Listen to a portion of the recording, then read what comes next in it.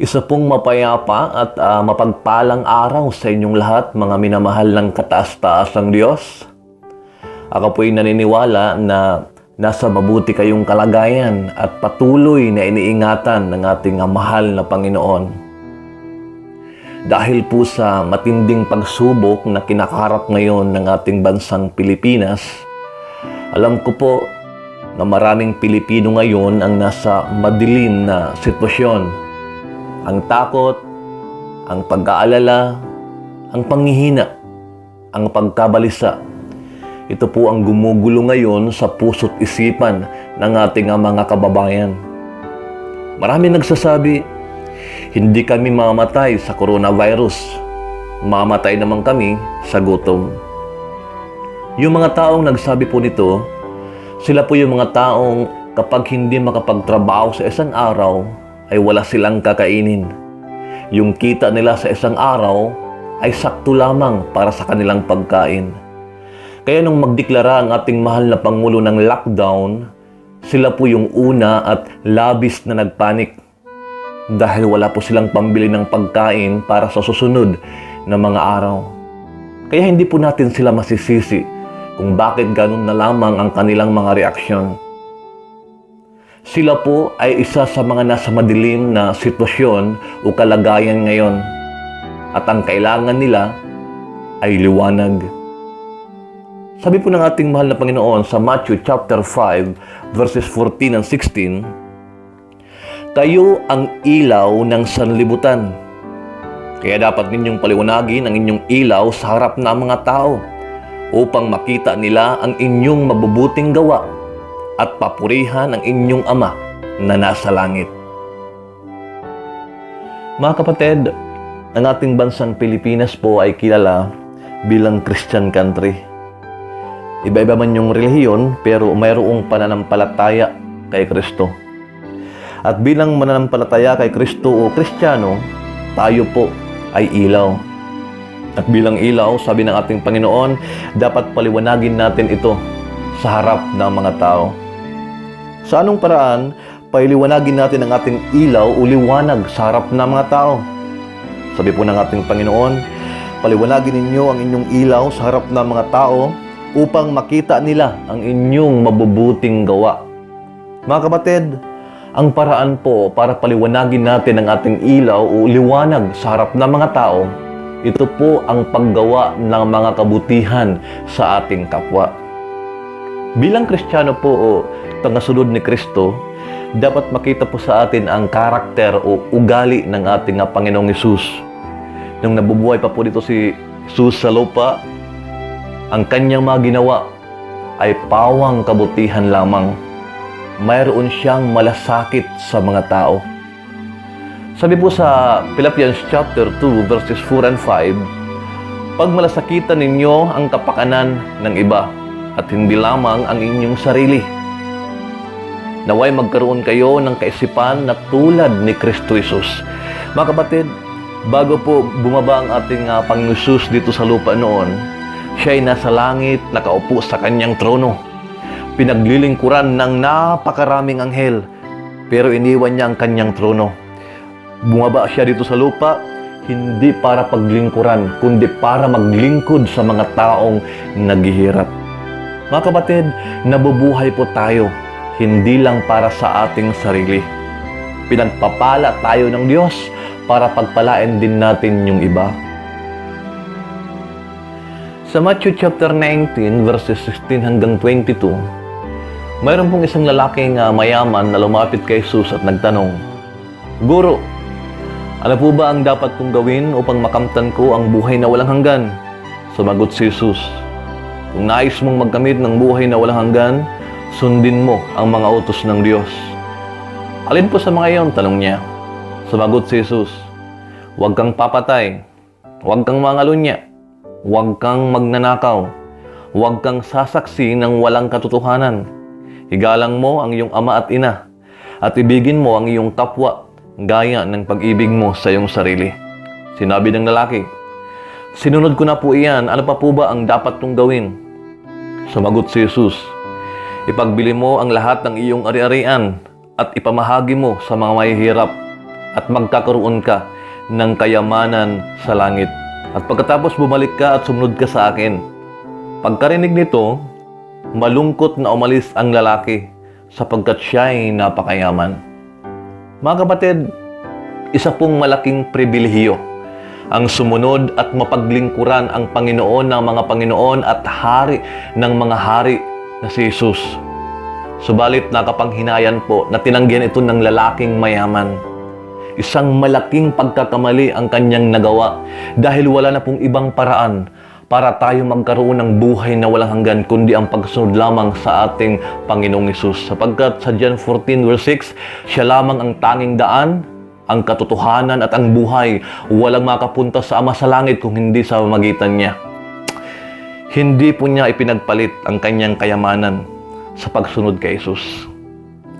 Mas mahalaga sa kanya, mas mahal sa kanya ang kanyang kayamanan o ari-arian kaysa sa Diyos.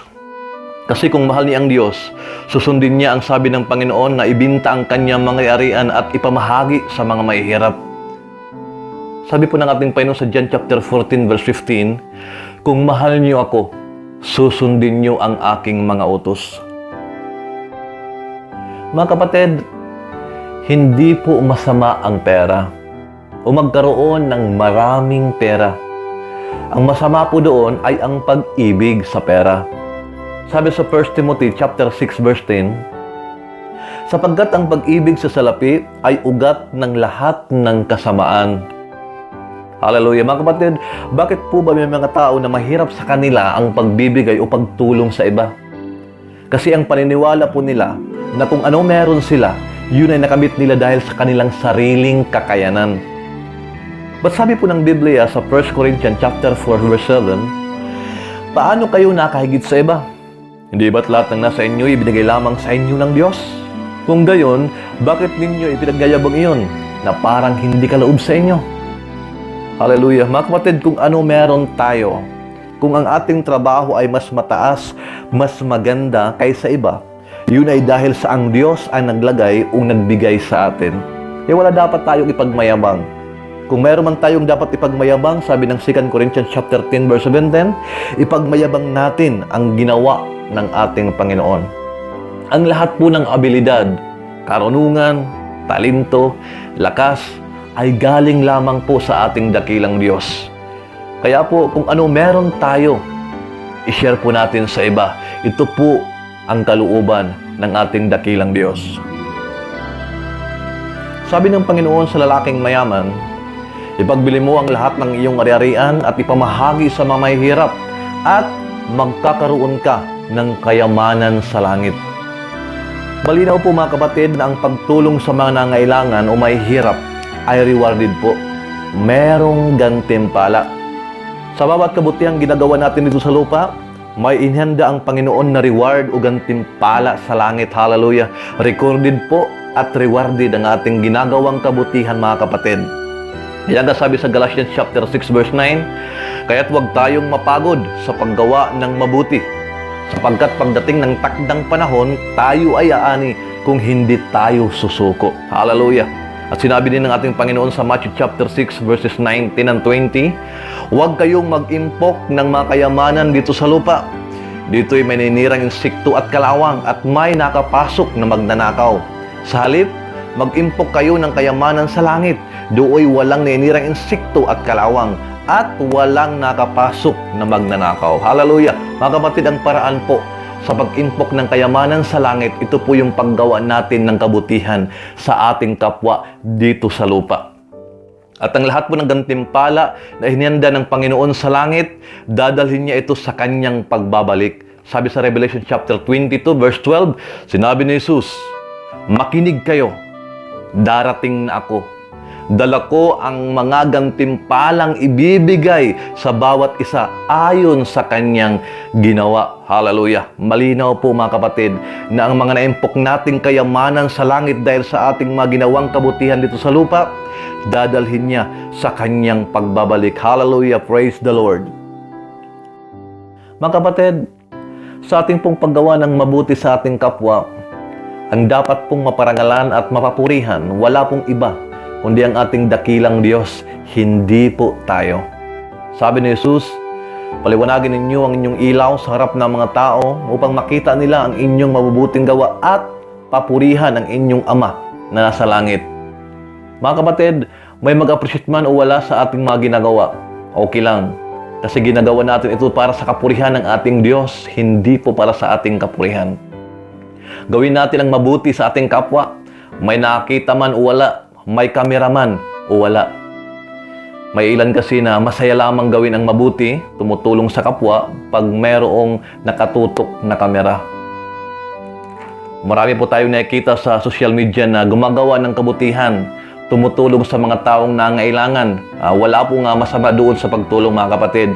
Ang masama po doon o ang mali doon ay ang motibo sa tumutulong.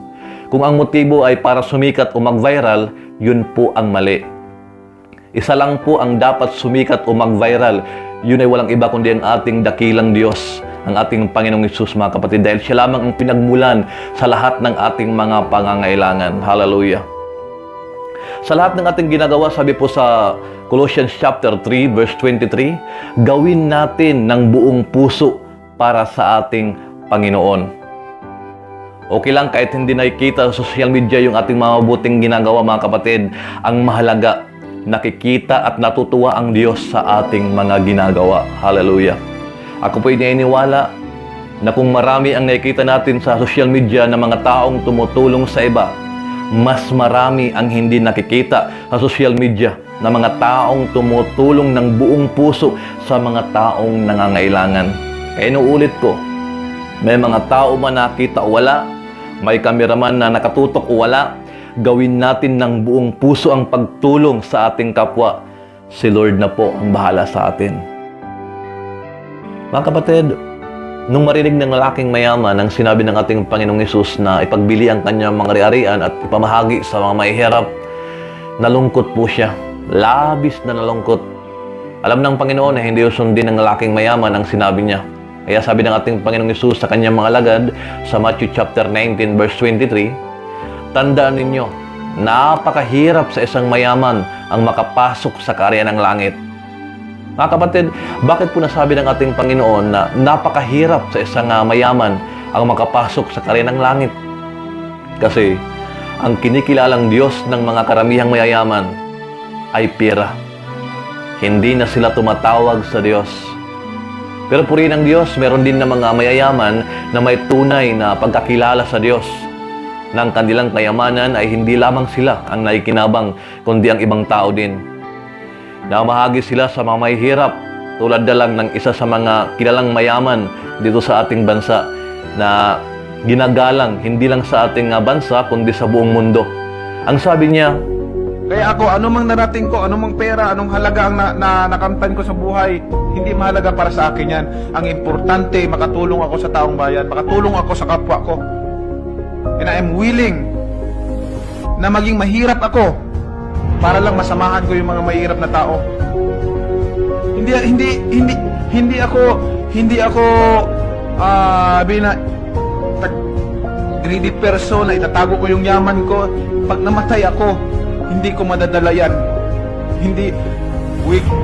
We came to this world naked and we will depart alone and naked. Wala tayong madalala. Iiwanan natin lahat yan. Sayang yung pera o kayamanan mo na nakatago lang sa bahay mo, sa bangko. Kung hindi mo tinutulong sa kapwa mo, pag namatay ka, iiwanan mo lang yun. purihin ng Diyos sa buhay ng ating mahal na senador. Nausulat po ang kanyang sinabi sa 1 Timothy chapter 6 verse 7, sabi doon, wala tayong dinala sa mundong ito at wala rin tayong madadala pag alis dito. Kaya sabi sa 1 Timothy chapter 6 verses 17 hanggang 19, sabihin mo sa mayayaman sa mundong ito na huwag silang maging mayabang o umasa sa kayamanan nilang madaling mawala. Sa halip, umasa sila sa Diyos na nagkakaloob sa atin ng lahat ng bagay na ikasisiya natin. Turuan mo silang gumawa ng mabuti, maging mayaman sa mabubuting gawa, maging mapagbigay at matulungin sa kapwa. Sa ganoon, makapag-iipon sila ng kayamanan sa langit na hindi mawawala at matatamo nila ang tunay na buhay. Mga minamahal ng Diyos, maging daluyan po tayo ng pagmamahal at biyaya ng Diyos sa ibang tao. Bilang ilaw, tayo po ay magliwanag sa ating tahanan at sa ating bayan.